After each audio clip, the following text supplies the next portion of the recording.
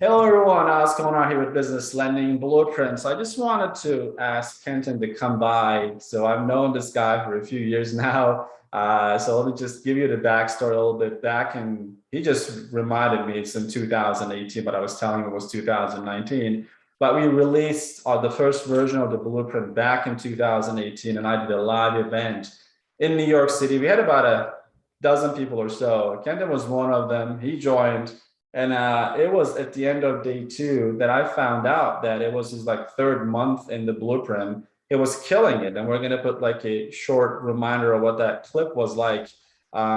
Then, he stuck with the business, but he's not much of a Facebook guy. So I don't see him online a lot. So fast forward to today, I know that he's been still growing his business, is doing this from home. So I asked him if he can come by because I know many people want to know like what happens after someone joins the blueprint, goes through it, and builds his business. So we just wanted to kind of bring some of our veteran members back to see what's been happening with their lives and what has changed. So again, great to have you here, buddy. Thanks for coming back. Hey, thank you, Oz. I appreciate it, man. It's nice to catch up. Absolutely. It's been a few years. You've been going through a lot of changes and you moved, right? You're in Denver Yep. right now? Yep. In Denver, Colorado now. Like it a lot more in New York City. Sad to say, but it's a nice change of pace.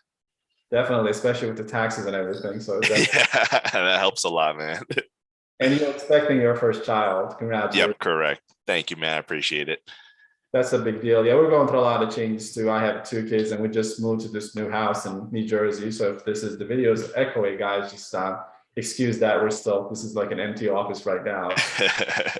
But yeah, let's talk about this, man. So I remember back then we had a 2 full day event, and you were just taking it all in, and you talked about your experience. If you go back, like what were the numbers? Do you remember? Your first month, second month, and third month? Yeah, I think the first month I made probably about 5 grand in revenue. I want to say, actually, I could pull them up here. First month was something probably about 5 grand, or actually not even the first month. I started in May. I think I closed one deal, made $390, right? But I started like mid of the month, like getting everything up and running. First full month was June. I did 3850 in revenue, so I barely broke even. And then second month was July. I think I did 4,500 in revenue. So I was like, okay, we're getting somewhere. August, I did 10 grand in revenue. That was the first month where it really started clicking. I'm like, okay, cool, like this is working. And then September, I think I did about 20 grand in revenue. And that was my first was within the first 3-4 months. And then Yeah. October was another solid month. I think it was like 15 grand. And in November, I think that's when I hit a really big month, and I did I think it was 28 grand in revenue. And how Uh, much is that was profit?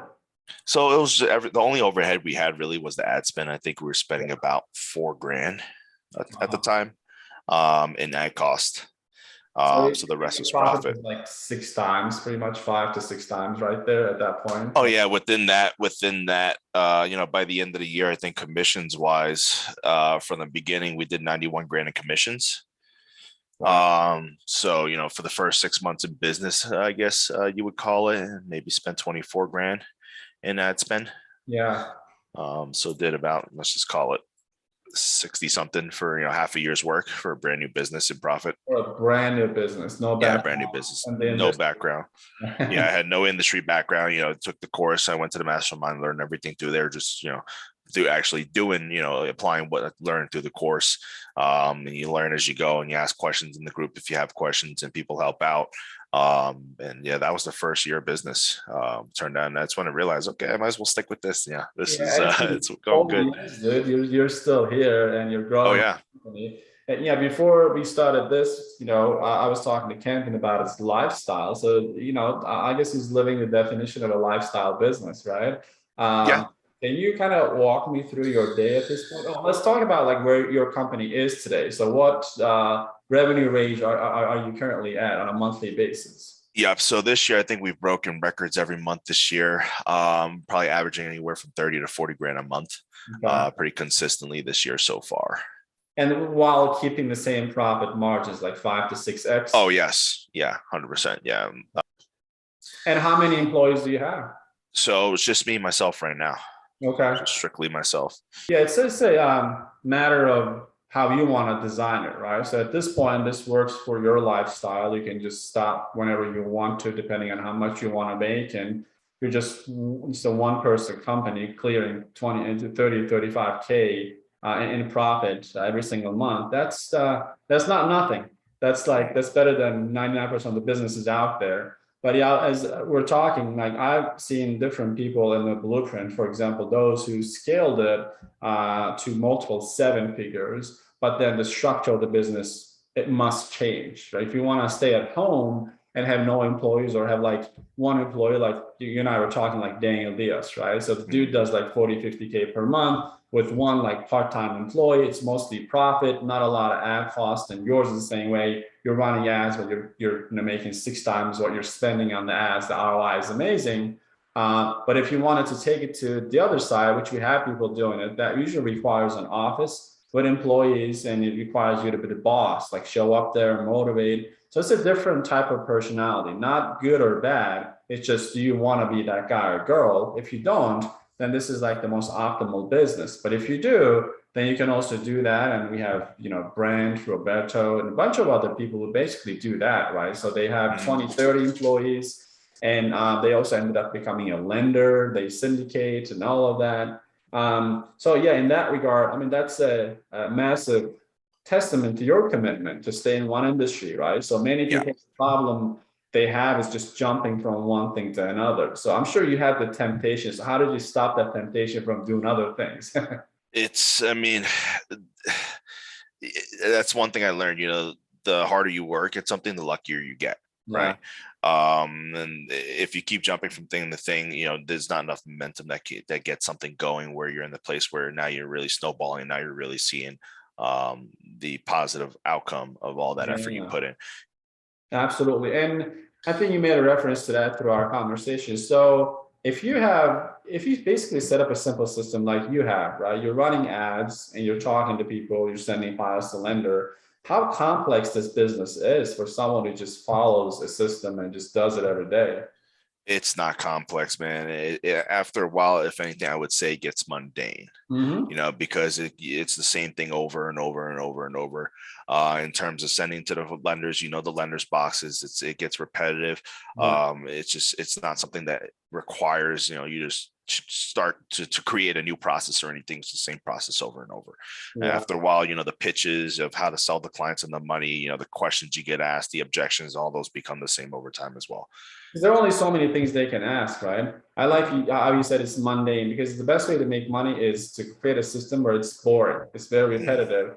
Everyone goes to every like superstar. When you think about like a rock star, the poor guy has to sing the song the same way 50 million times because people want to hear the original version over and over and over again, right? I'm sure it gets boring for them to go through different concerts and just have to sing the same song every single time the same way.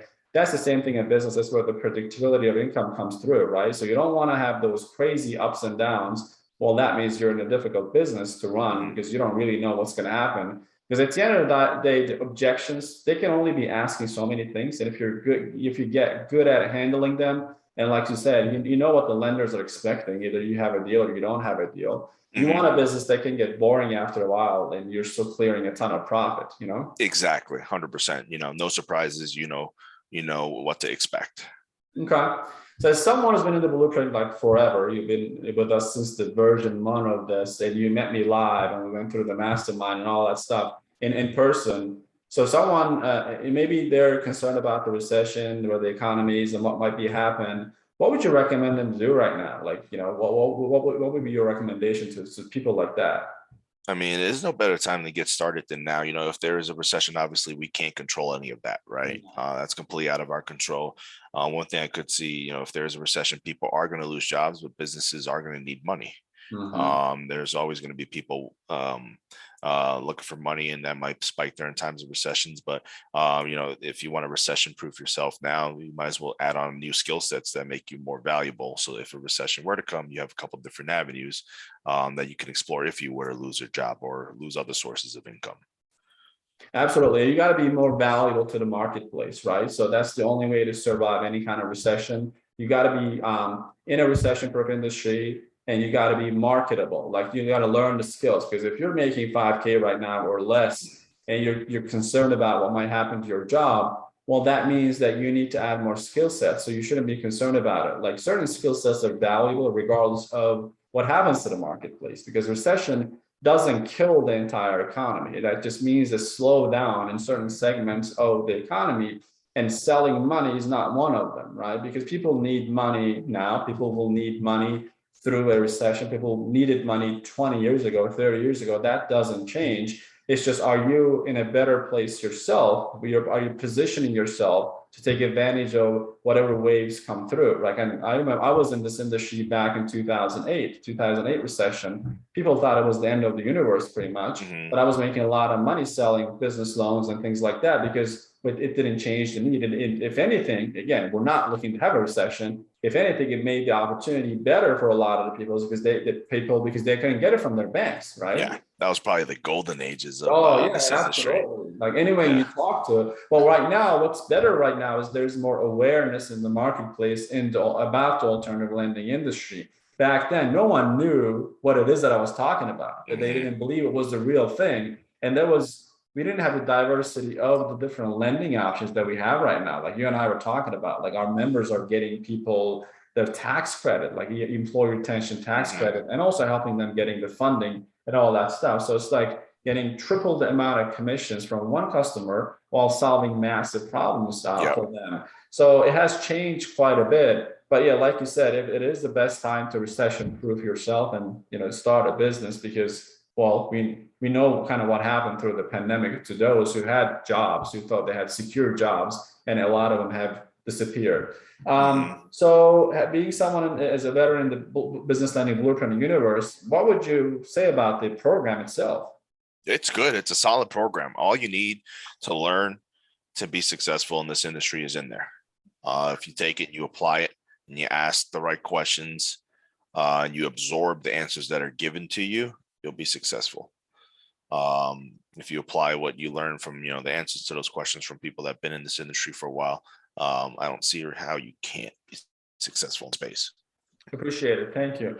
Listen, man, this has been huge. So it was great to see you finally. So we're gonna have an event probably in California. So I'll let you know the details. If you can make it, it'll be great to meet you in person too. Congratulations on the first child. That's Thank you, man. I appreciate it. But thank you. Appreciate it. Perfect. Thank you, Oz. Take it easy. You too.